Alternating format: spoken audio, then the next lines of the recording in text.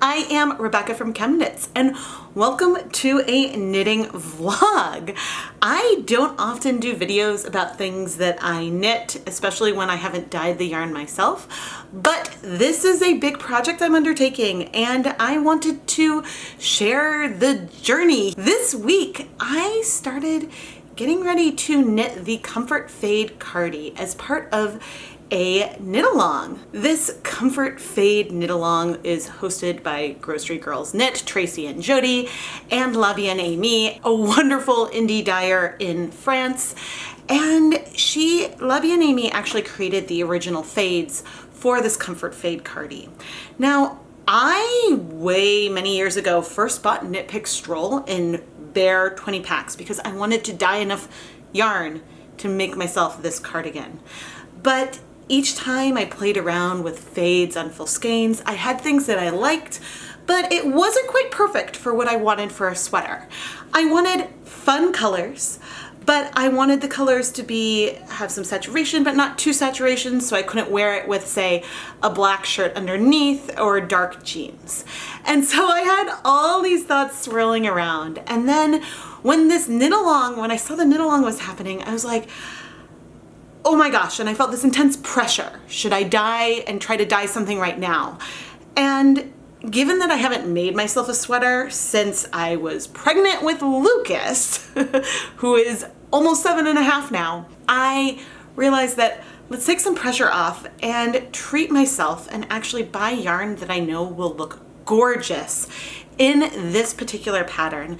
So then I can focus more on the knitting and be less stressed out about and having regrets or too many thoughts about my color choices. So I'll go and show you the yarn that I bought in a moment. But I thought that it would be fun to catalog this journey for YouTube and not just in my Instagram stories, and bring you along the way and show you what the finished sweater looks like. And then I can really try to process what type of yarn I might want to dye if I want to make a second one. Because with the fit and the shawl collar and the open cardigan, I love this style sweater so much. It's the kind I wear the most. I wear cardigans more than pullovers, so I think I'm gonna really, really love it.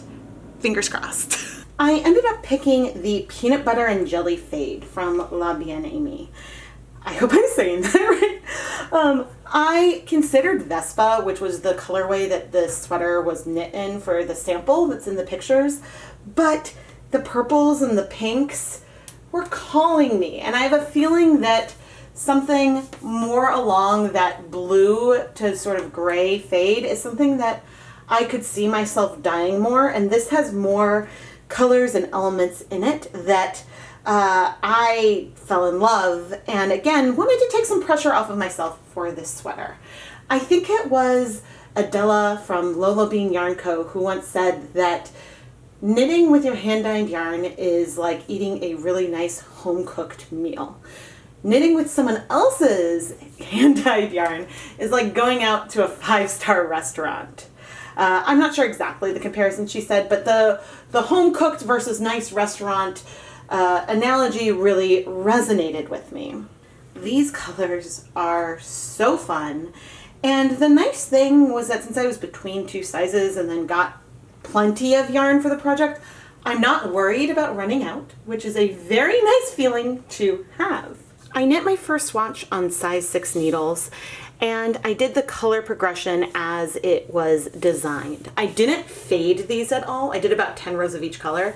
I didn't fade them at all. I just really wanted to see how the colors work together and get a sense of how I liked the progression. I think that my pink, what is that color? I think that my Andromeda is a little bit more pigmented than what I see in some of the other samples, but I still prefer this progression with the pink coming after the purple. If I move it like this, the pink feels even more out of place.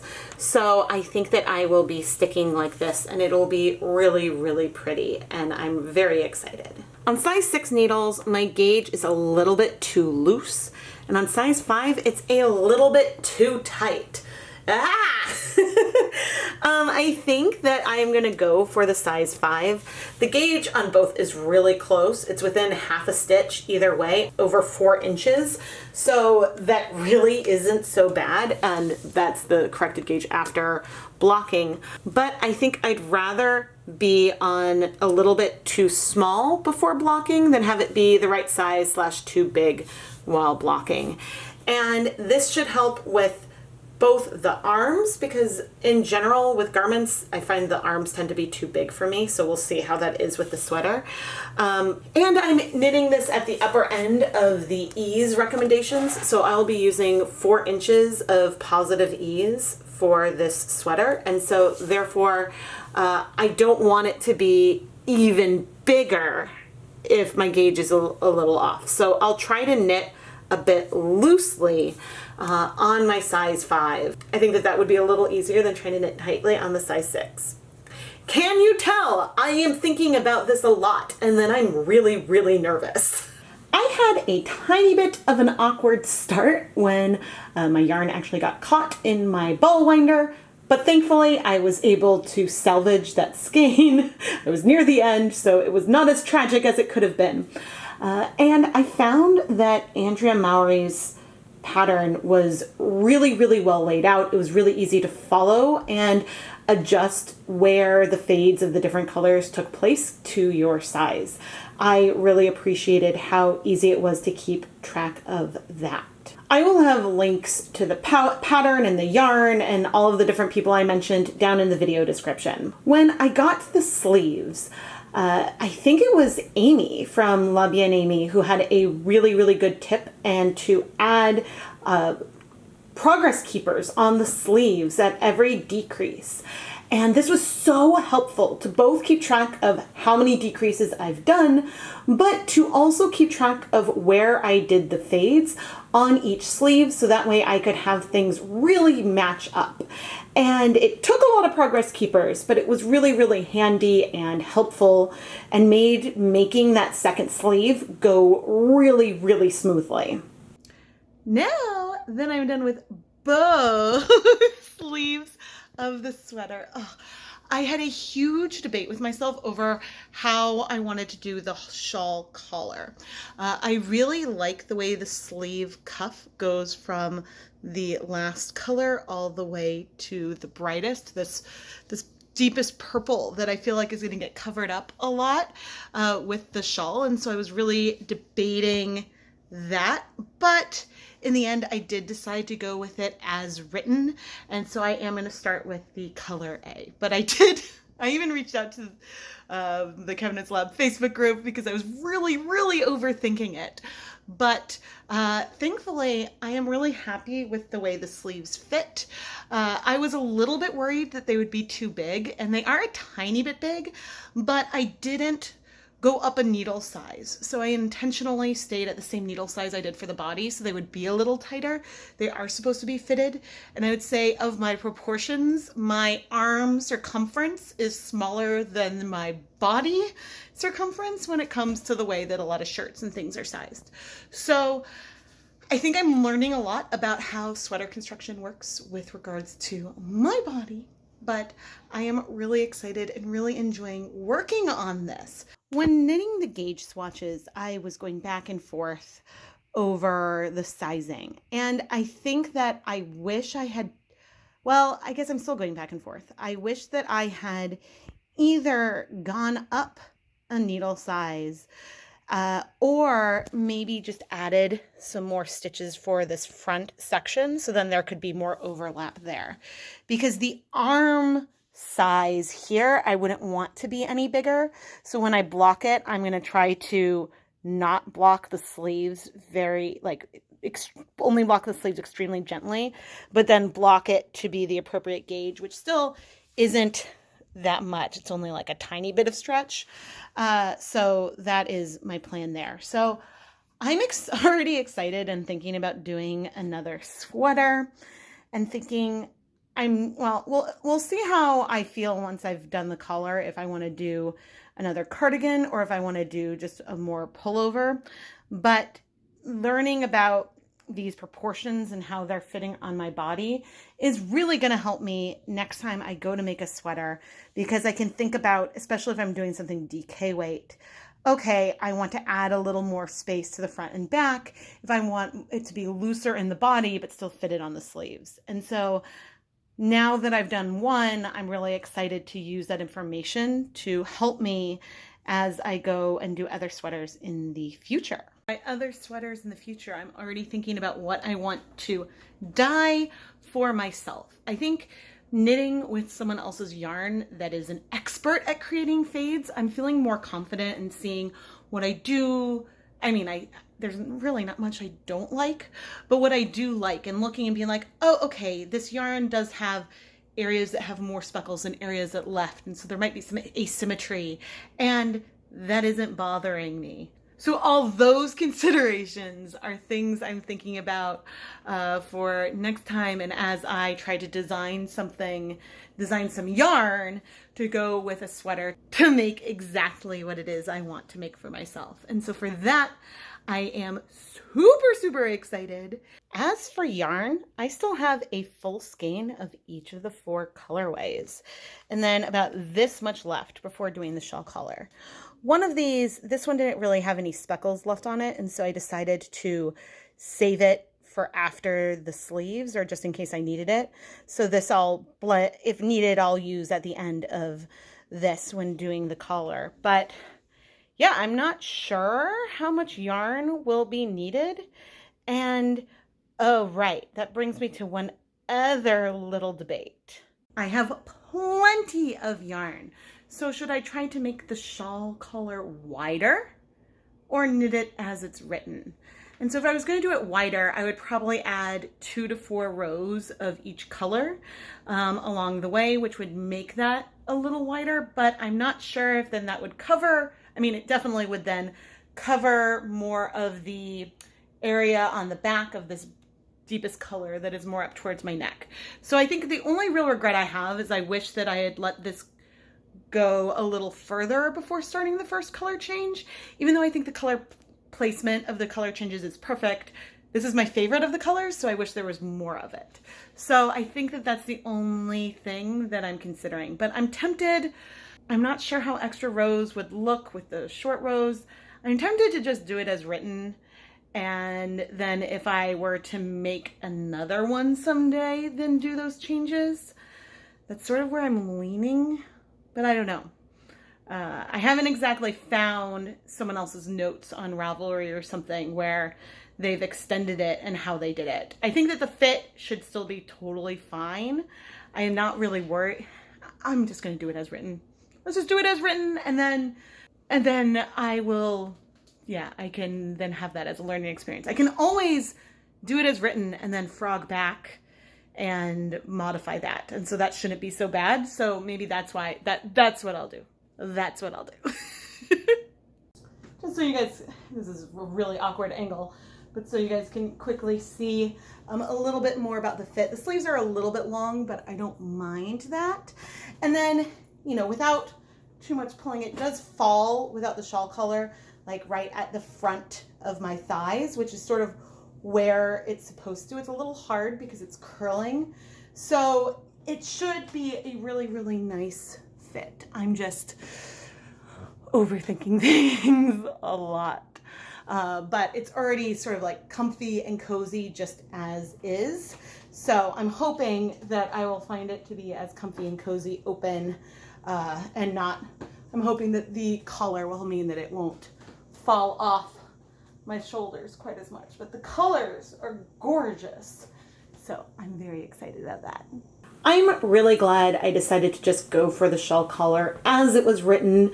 I definitely found myself overthinking a lot of things during the course of this project at every stage and worrying about fit and things like that. But overall, I know that it's going to be comfy, and so for that, I am excited. It is the end of May, and I have finally finished well, I guess I finished like a week or two ago, the knitting of the sweater, but I finally have an opportunity to block it. I have to tend to wait because the area where I set up the blocking mats is also the space where the kids play on weekends while I'm working. So I needed to wait until I could have a spot where I could set up the blocking mats, but I'm very excited. Now you might notice that I have not woven in any loose ends yet. I think that it's probably 50-50 whether I choose to weave in loose ends after I've blocked or before. I think it depends on how aggressively I'm planning on blocking. If I'm not going to be sort of stretching it at all, then I'll probably weave in ends first, but I don't want, if I'm weaving up and down, I don't want the woven ends to like pull or change the shape of the fabric at all. So I figure worst case scenario, I block, I weave in the ends, and then I reblock if I really need to. I don't think that that would happen, but I do want to sort of block the body of the sweater a little bit to get to the gauge that I got on my blocked swatch, which is not an aggressive block, just a little bit.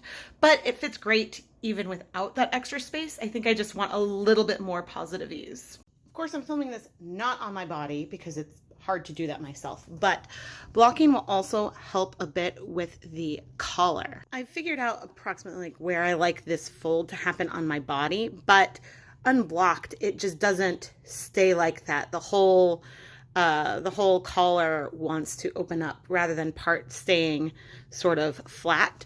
So I really believe that blocking will assist this, but overall it's already just comfy and cozy, and I am really excited and wondering why I waited so long to make myself a sweater again. I still haven't put it on for the camera because I'm wearing a sweatshirt, but anyway, I think that a big fear of mine with making a sweater, especially when I was getting pregnant and having kids, was that I could make something that then wouldn't fit anymore, and I would put all those hours into something that then I wouldn't want to wear.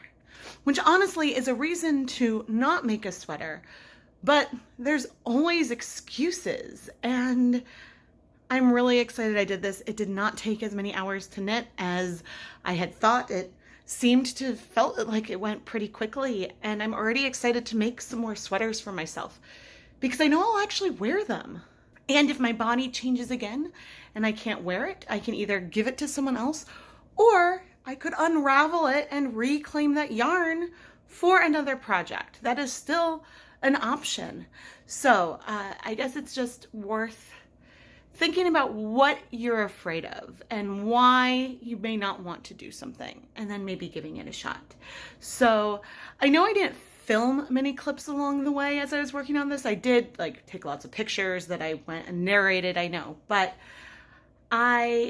I'm just really excited to share this project because this is something that I've been wanting to do for ages, and just a little knit along suggestion really gave me that push to finally make something I've been wanting to make for years.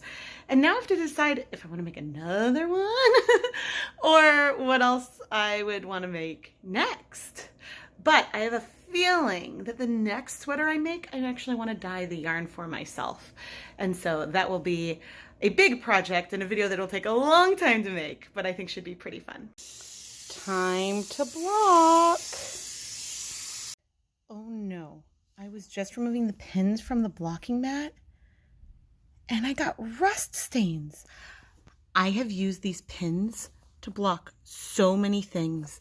Maybe because it's been so humid and it took days to dry. No. The only positive is that this like rust color is like the peanut butter color that's in the sweater. There's some on the other side too. It mostly shows up on the gray. I mean, do I need to like intentionally rustify other spots? Oh gosh. I'm going to weave in the ends and then figure out maybe how to get rid of that. Oh, I'm so disappointed. Now that I got my hair cut, I can actually show off the beautiful shawl collar a little better. I think the light might not be great, but this is my sweater. And again, it's a little big, but it is big enough that I can wrap up in it and watch TV, and I am really, really excited. Not that this is how I would style it, but it's hot, and so I just threw it on over a dress. And but I love the fade on the sleeves and how it's like the opposite of the fade that is here on the collar, and I feel great in it. And so that's, I think, what's most important. I will film some proper conclusions and thoughts later on, but I did want to show it off and pull back far enough so that way you could see the length. So it hits me because right at my fingertips, which again is a good length, and it is really, really comfy. But I guess fit-wise, you can see my armpit is up here.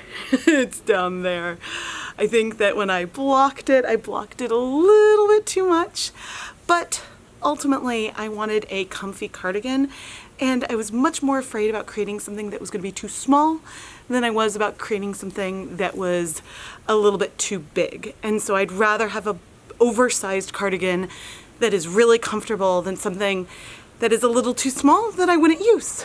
Thankfully, by the time I started putting the sweater on, I didn't really pay much attention to the rust stains from the blocking anymore. I wasn't able to really get them out, but I'm very proud of myself for letting it go and not obsessing about it. And I almost forgot about it, and I've been wearing the sweater on and off for a while now. So that is good. Okay, I have been out here for a while trying to take some pictures of myself, and it is awkward and I hate it. I hate taking pictures of myself. It is so uncomfortable. I feel so awkward, and but yeah, people have walked by asking if we're selling our house. People have been like, are you making a TikTok? But you know what? I think I at least got some pictures that I think represent this cozy sweater.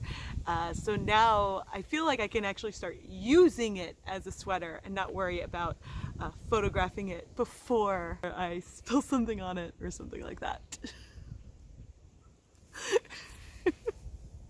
Well, here we have it. The first sweater that I've made for myself since I had kids. And my eldest is nearly 8, so it has been a long time coming, and I've had this pattern in my queue for a really long time, which goes to show a knit along is sometimes a really great opportunity to dive into a project you've been wanting to make, but maybe too intimidated to. And I would say that this Comfy Fade Cardi pattern, which again, I'll have linked to it down below. I think that this is a really great sweater that is easy to knit, and so many people have knit the sweater that there's a lot of notes. For example, one recommendation from the designer is to go up a needle size when making the sleeves, because in general a lot of people tend to knit a little bit tighter, especially when going in the round on a small circumference versus doing flat garter stitch or stockinette back and forth. I personally did not go down a needle size for the sleeves because I wanted my sleeves to still have fit, and I still have plenty of space. So that was a good decision. And I mean, the thing about making a sweater for myself is that sleeve size being way too big is something I struggle with when I get sweaters from a store that fit the body the way I like, but then the shoulders might be too wide and the sleeves might be too long. Now, I think the shoulders are still a bit too wide in this sweater for me. My armpit's up here. On the sweater, it's down here. Like if I sort of hike this up, I get like more of a sleeve fit that I would prefer, but that gives us a lot of extra fabric up here. So I might need to adjust the yoke length for myself, and then still think about the like overall width and sort of figure out how to do that a little bit better. But I now have something that is comfy, that I'm gonna wear all the time as it gets colder, in my house and out of my house. And it's great as a, okay, I know how this fits, I'm happy with how it fits, but to have like a perfect sweater, I would make these tweaks. And it's really great having this. And like, I even wanna try pullovers now because I'm like, oh, I know more about in DK weight, the gauge, and how it's fitting on my body, and having that information is just so helpful for moving forward with dyeing my own yarn for a sweater. And actually, I do have some videos where I have started dyeing yarn for a sweater I want to make for myself, and so now that the vlog's up, I'll finally edit that. So, Hanukkah starts just after Thanksgiving this year, and I still have some pre-orders for the 2021 ChemKnits Hanukkah samplers available in my Etsy shop. These samplers are so much fun. It contains multiple wrapped mini skeins that you can open up as you watch a new yarn dyeing video that'll come out every night of Hanukkah and a little bit beyond. There's some bonus videos for that as well. And so it's a really fun series, a great way to get a little bit of a lot of different colorways dyed in various techniques. So then you can swatch and play with these different colorways and see how they knit and crochet up. And then more people actually get to hold and feel and see the colors that came from one of my videos. These samplers are available in both fingering weight and DK, and they will ship at the very end of October / early November. Again, you can find a link to the listing in my shop down in the video description, and it's also a really great way to help support the content here on the ChemKnits Tutorials YouTube channel. Of course, the biggest way you can help support the channel is by subscribing, commenting, turning on notifications, giving it a thumbs up. Engaging with these videos doesn't cost anything, and it really does help the channel continue to grow. I am Rebecca from ChemKnits, and please let me know if you enjoyed seeing a bit about a project that I've knit that wasn't even yarn that I dyed myself, but is still hand-dyed yarn, or not. If you want to see me vlog more of my projects like this, again, let me know. I do have a vlog coming up on my first time using a rigid heddle loom, and I'm very excited. Well, I haven't looked at the footage yet, but I'm very excited to share that because I know I am excited to try more weaving. And I also hope as we head into 2022 that we will have that I can create some more spinning vlogs and live streams, and I'm just very, very excited. Thank you so much for watching.